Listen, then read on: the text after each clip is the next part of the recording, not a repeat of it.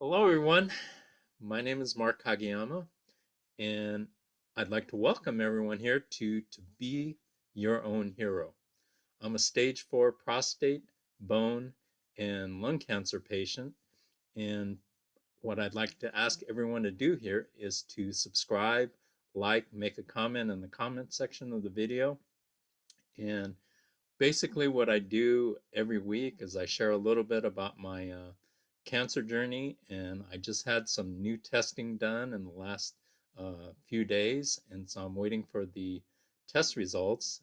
Uh, I just had a CT scan yesterday uh, for a test on my lungs, so I will reveal what the progress is as far as that goes in the next video. But I am so excited to have, and this is the most beautiful name, Aalia Lanius, with us here today. And she's got some uh, incredible things to share with us. And what I'd like to do at this time is to introduce everybody. Your name is just gorgeous, Aalia. Aalia, please introduce yourself and share with us a little bit about you. Hello, Mark. How are you? Oh my goodness, I'm so happy to be here too. Thank you so much for inviting me. As you said, my name is Aalia Lanius, and I am the founder of Unsugar Coated Media. I am an award-winning writer. I am a producer and a publisher, and the host of a social good talk show, Unsugar Coated with Aalia, as well. So I love what you're doing, man. Kicking, kicking, but taking names repeat, right? I love that. Thanks for having me. Oh, thank you so much for joining. I'm so excited to do this, and I always get so happy to meet new people and to learn more about them. And as I do an interview, it just I love the fact when it comes together, and we could, you know, share an incredible message, and that's what we're going to do here today. And I'd like you to, if you could, talk about uh, how cancer has affected your life. Well, that's a big question. I mean, for me, first of all, I would have to say that the first way cancer really affected my life was actually through my grandfather. My grandfather was diagnosed with esophageal cancer, stage 4, and he died within 9 months. And the reason why that's important to me is because several years later, though I was not an older man with GERD and, a history of smoking, I myself was diagnosed with early stage esophageal cancer. And so it scared me, obviously. My perception of cancer was um, you either got it and you were cured, or you got it and died. I didn't know you could live with it for a very, very long time. I didn't understand those parts, especially because of the journey that my grandfather personally had. But that was one of two cancers, early stage, that I was diagnosed with. I went into remission. I had procedures, I did treatment. I did immunotherapy. I was very fortunate to be a candidate for immunotherapy at that time.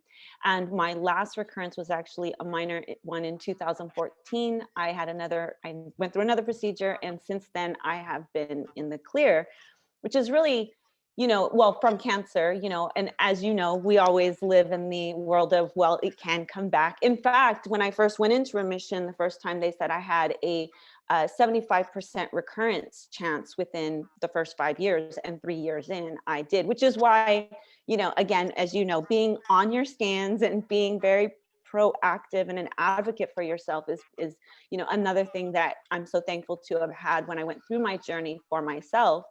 And then I was left with two autoimmune diseases post treatment. So I have been diagnosed with fibromyalgia. So I have Sjogren's, rheumatoid arthritis aggressively, and fibromyalgia. And then on top of it, just for extra fun, why not, right? I have a condition known as postural orthostatic tachycardia syndrome, also known as POTS. And so my journey post cancer, it is definitely about my health. It's about lifestyle. It's about maximizing whatever it is that I can do. So, but yeah, I mean, like everyone else who's endured that first phone call of, you have cancer, your life changes automatically overnight, right? And we never go back to the day before we got that phone call. So, I know you know exactly what I mean. And I know anyone who's gone through this experience knows. But I do have to say, I'm very honored, you know, that cancer has not defined me. It has, it's part of my journey. It's not all of my journey, you know.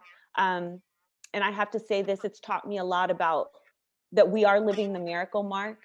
Like I want to say this because I've had so many of my amazing friends who have fought with me. Some of them are still fighting with me, some of them are not.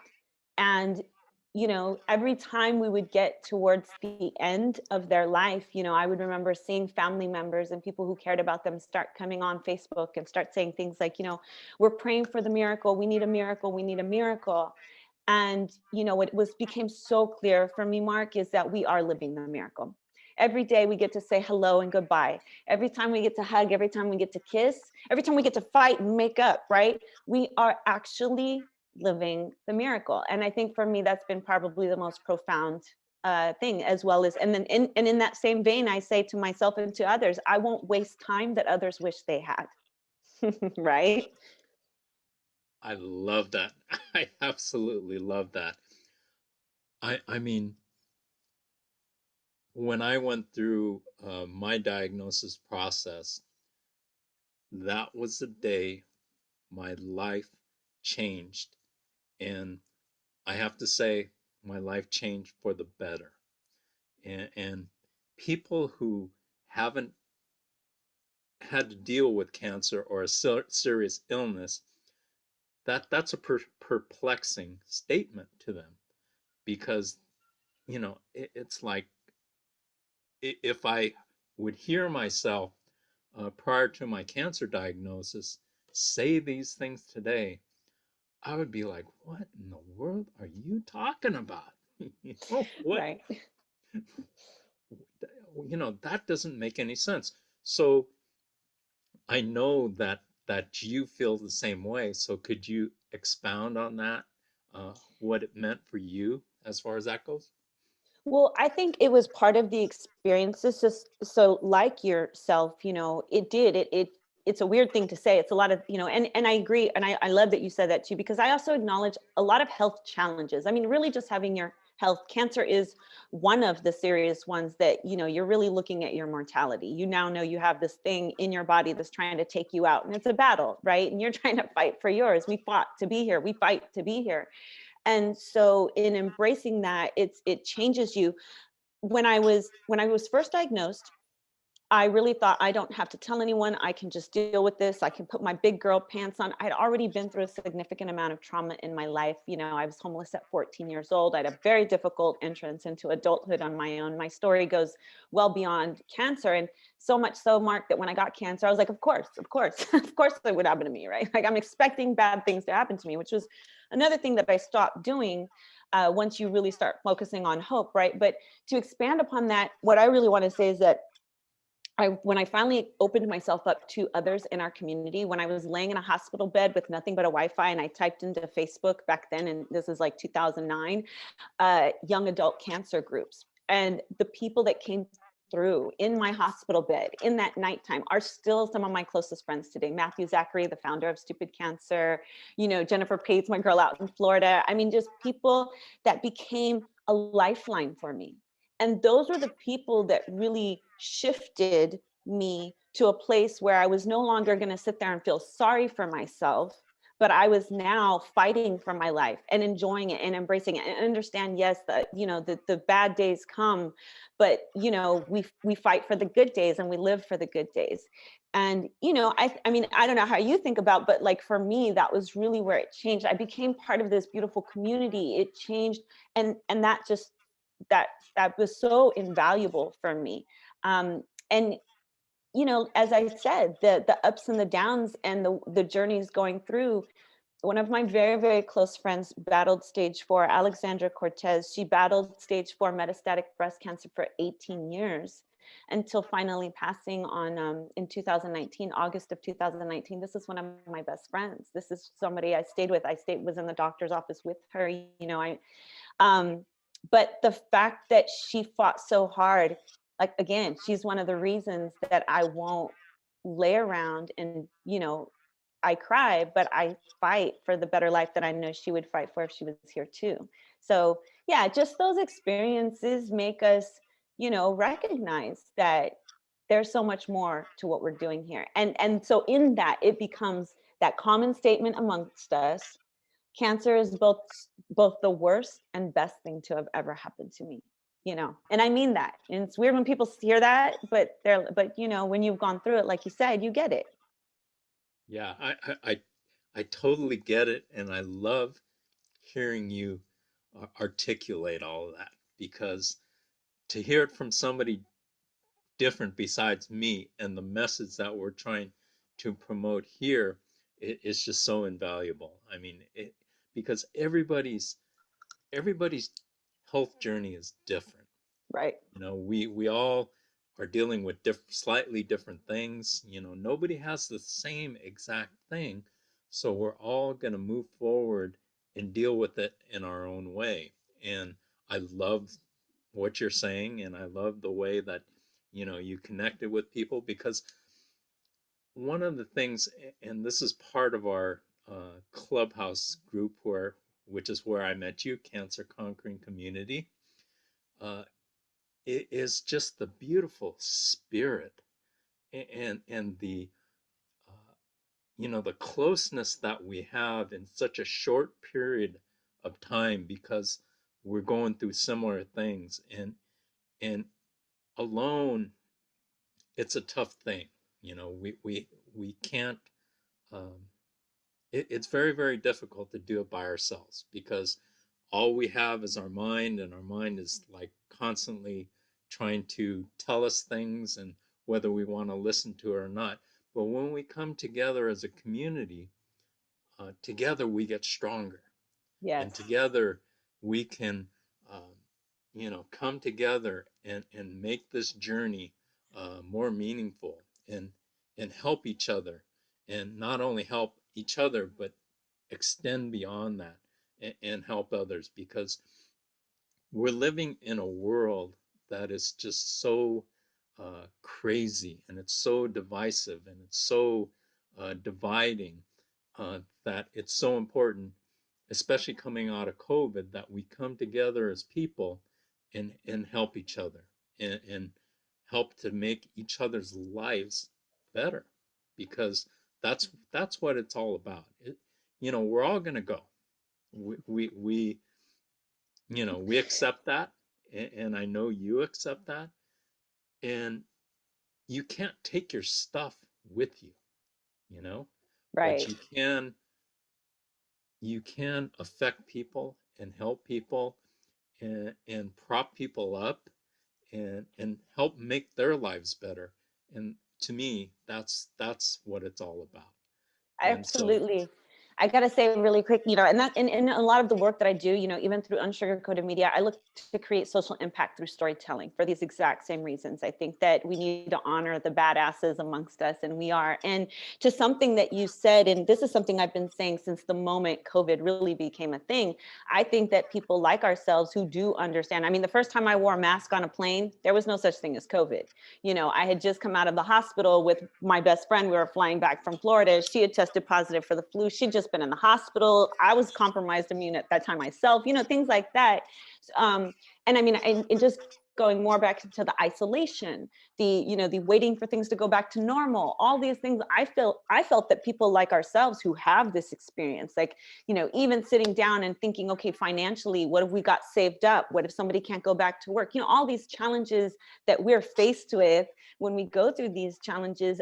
I mean, who more to lead the way for the others, when when stuff hit the fan? I gotta say, I heard the best, one of my favorite little quips is, uh, and I'm gonna have to use the word, when shit hits the fan, it does not disperse evenly, right?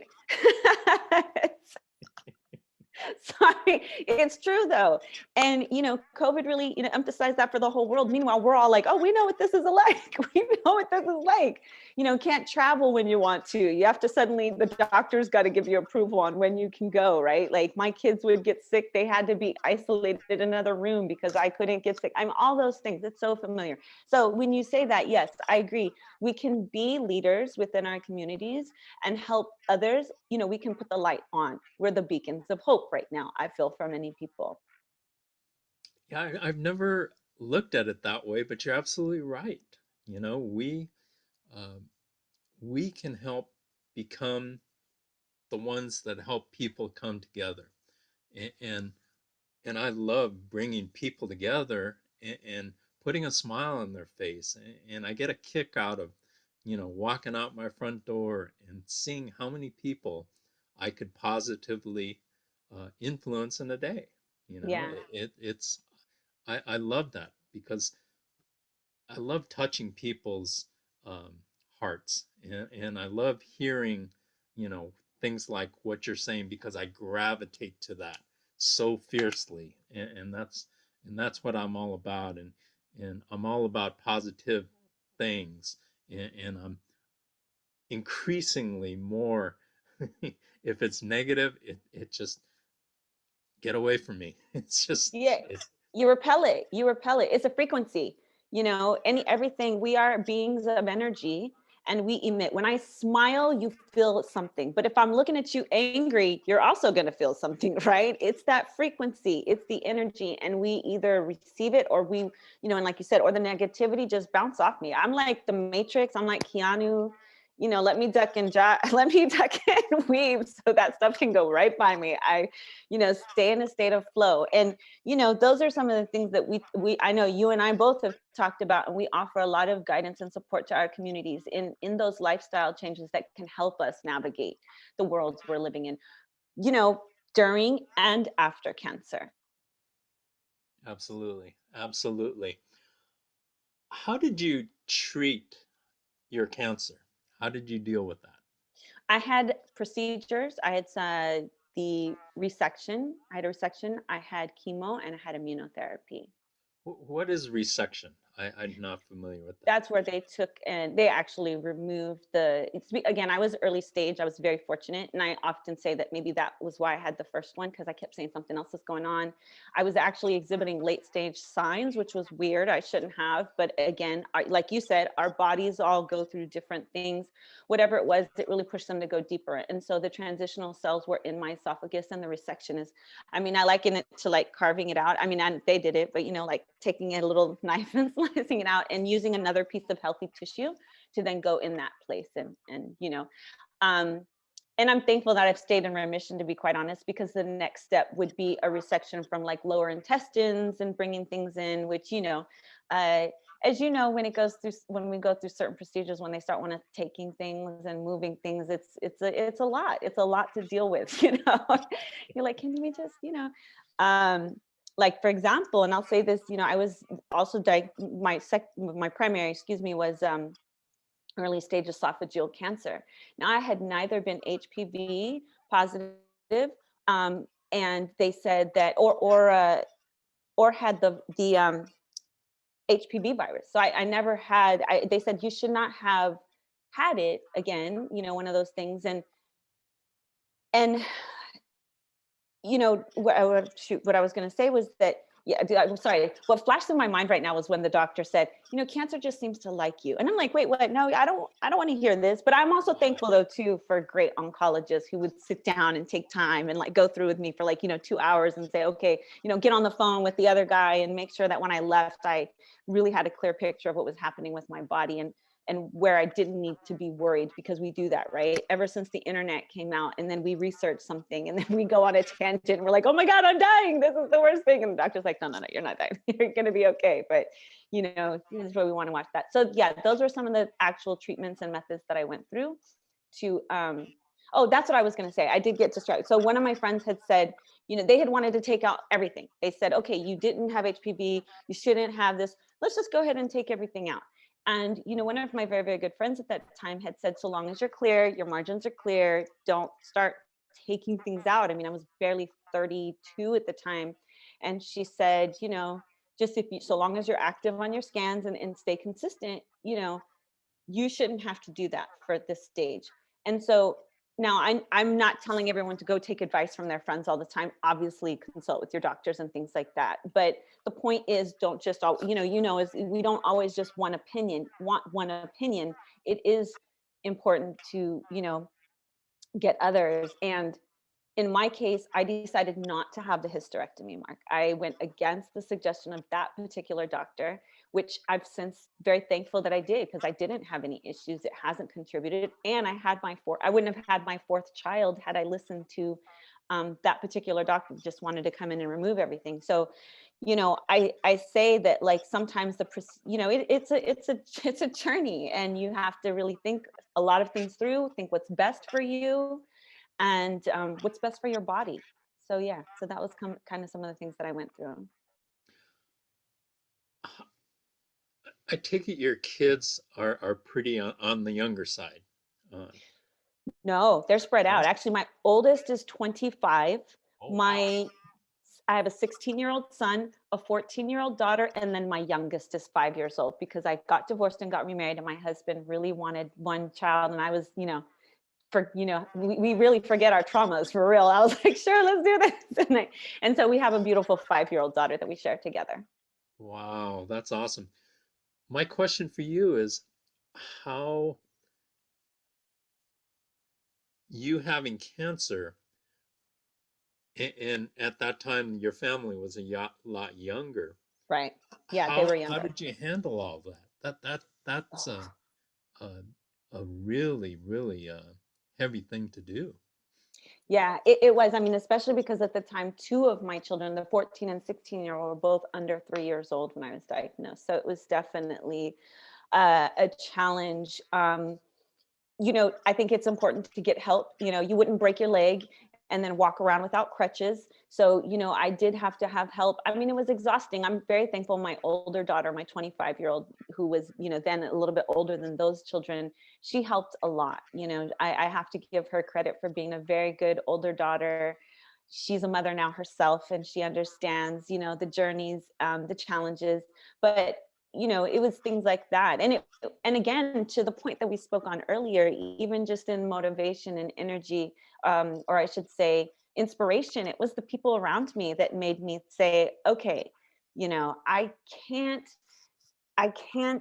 allow this to completely overwhelm my life. So I fought to take them to the park. I fought for the good days to go take them out and teach them how to skate, take them out to the pool. And you know to some degree they look back and they're like, really, mom, you had cancer? Like, they know, but they didn't, because I did do my best to try and prevent them from feeling it as much. My older one was more aware, but my younger ones were kind of like, oh, mom's just tired a lot. Or mom's got, mom's in the hospital again, because I was in the hospital 5 times the first, that the second year in, like, when things were going on. But it's yeah, I mean, they're resilient kids now, and so I feel like, it's a journey where I just did the best that I could every single day, Mark. And if anything, when I was actually going through my journey, I'm thankful that I was financially stable enough to have the help that I needed. I had actually started an organization called Cancer Families One Day at a Time, which then went and sent help to mothers and fathers dealing with cancer with small children in their home, to do the laundry, to maybe do some of the cleaning, or we would send gas cards. We try to do little things to help, because for all of us, it really does just boil down to one day at a time. And, so yeah, so that was kind of a little bit of my journey. That's my mantra, one day at a time. And you know, it, every day is such an incredible blessing. Um, and I hope people,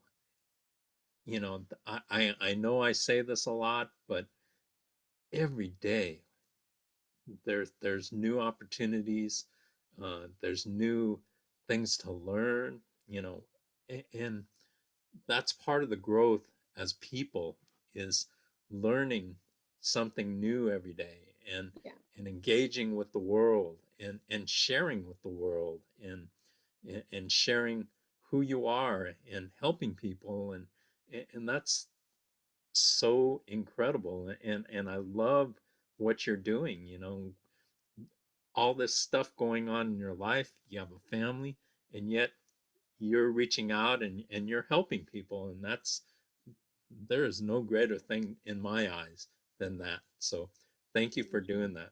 It, Thank you. it, it, it I want to add one thing that I want to tell you or share with you that was very important for me as a mother. I got to speak to all the moms out there who are often hiding behind the camera. So I'm going to tell you one very poignant experience for me was when I was in the hospital. And look, you know how it is. You're in the hospital. You're not feeling well. They're like, you should be fine, but you just don't know. I had friends who would go in for a procedure, didn't come out. So I'm sitting there and I remember saying, I'm going to make a video to my kids to say goodbye just in case, just in case, because they were small, as we talked about. And as I was going through my computer, I realized I had always failed to take pictures with my kids for the most part. I was very self-conscious. I didn't feel comfortable. I didn't feel, pretty, to be quite honest. I struggled with my own self-image and self-love to the point that I hid. And when it came to that moment, I was so angry with myself, Mark. I was like, what am I doing? And let me tell you, the first thing I did when I got out of that hospital was start taking pictures with my kids. It really transformed the way that I recognized, like now that they're teenagers, I have a hard time getting them to take pictures with me, but that's not my fault. That's them. But I mean, for me, it just changed. It changed. And I realized I'm wasting time by being caught up in my feelings or these self-image issues, which, by the way, were not true, because I was for what, and I was missing out on an amazing experience and capturing moments with my kids. And so now, I mean, that's I'm the complete opposite of that now. So I have to share that with you because it's true. Moms, we do that, right? That, oh, I don't look good and my makeup's not right, or I don't, and we miss out on just having these memories and moments together kind of captured for them later on down the line. God forbid. Well, as you know, like you said, we are not getting out of this alive. So why not, right? So yeah, I had to say that.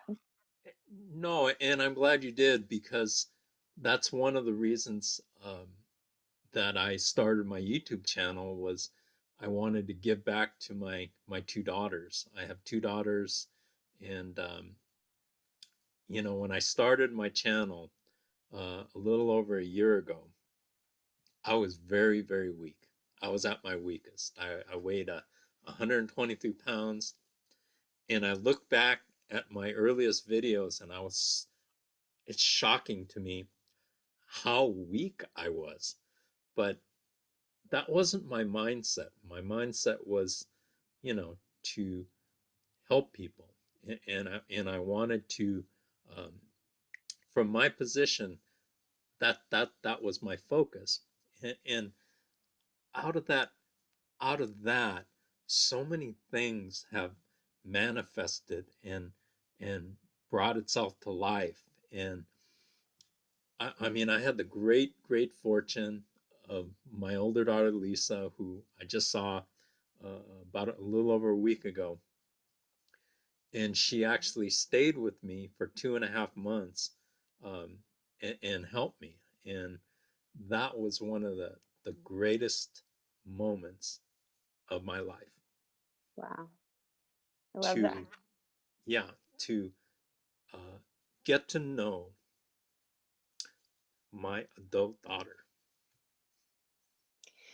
I have to say something that I think you're gonna. Well, I can see you. I can see your heart, and I know as a mom, like, I don't start crying because then you'll have me crying, Mark. And I don't cry pretty. It's not a good look. I'm not Kim K when I cry. It's not cute. But motivation is pain management. I think a certain person, for us, when it comes to a lot of people saying how, when you're so tired, I know, before we got on here, I'm like, I just got back from Texas and, it was a great time, but oh, I didn't sleep well while I was out there. I was exhausted in my body. It's just, I didn't have enough spoons, I'm borrowing spoons left, all these things that we know about. But when people do say, how do you get up and how do you still push yourself? And I say it all the time, motivation is pain management.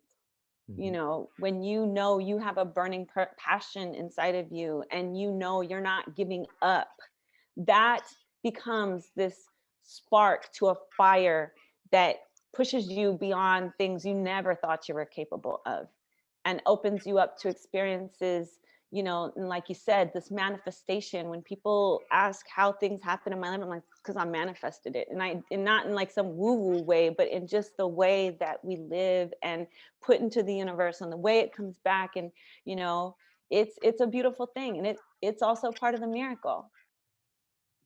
I love that. I absolutely love that. Um, what I want to do is to ask you if you would come back and we could, talk further and explore further, because I want to hear about your companies and the things that you're doing, and we just, don't have enough time in this interview, but thank you so much.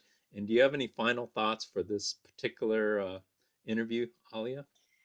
I mean, thank you. First of all, thank you so much for having me. I'd love to. You have such an amazing heart and great energy, and I see what an amazing fighter you are. So it would be my honor. As far as to everyone else, I challenge everyone else out there. What is it that you are struggling with today?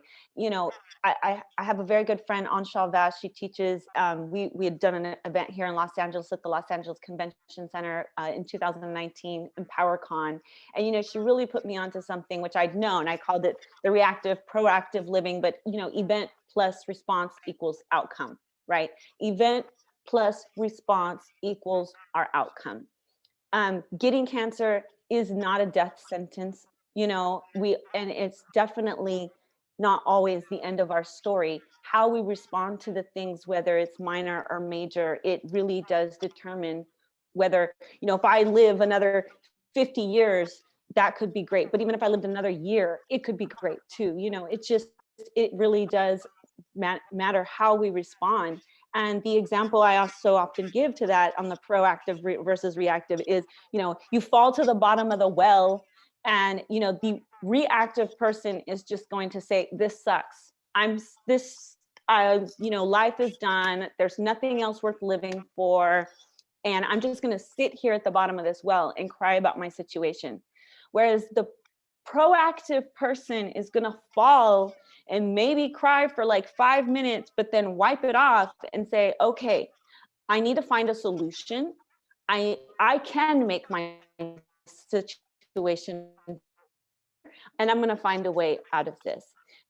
Because to every person that falls down, my message is to you, baby, get back up, because down there is not where you belong.